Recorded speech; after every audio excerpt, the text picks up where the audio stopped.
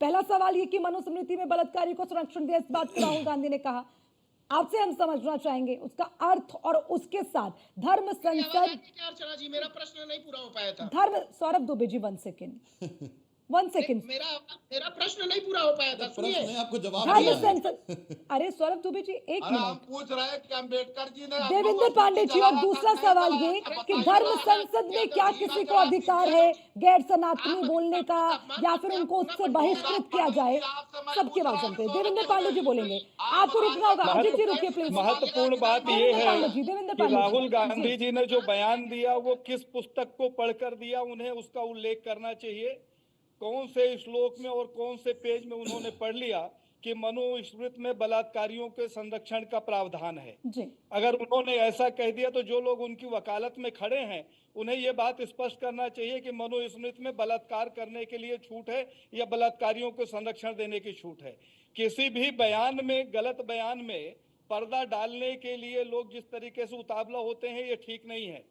और दूसरा आपका प्रश्न है कि क्या धर्म में किसी भी व्यक्ति के, जो हमारे धर्माधिकारी हैं, शंकराचार्य हैं, तो उनको अपने समाज को बचाने का अधिकार है कि नहीं? तो समाज को बचाने का सर्वप्रथम अधिकार उन्हीं को है। जब पार्टियां नहीं थी, जब कांग्रेस नहीं थी, भाजपा नहीं थी, तब भी हमारी धर्म सत्ता चलती थी।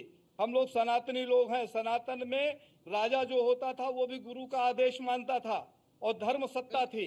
तो धर्म सत्ता का यही काम था कि अगर राजा भी गलत करे तो उसे भी सतमार्ग पे ले आने का प्रयास किया जाए।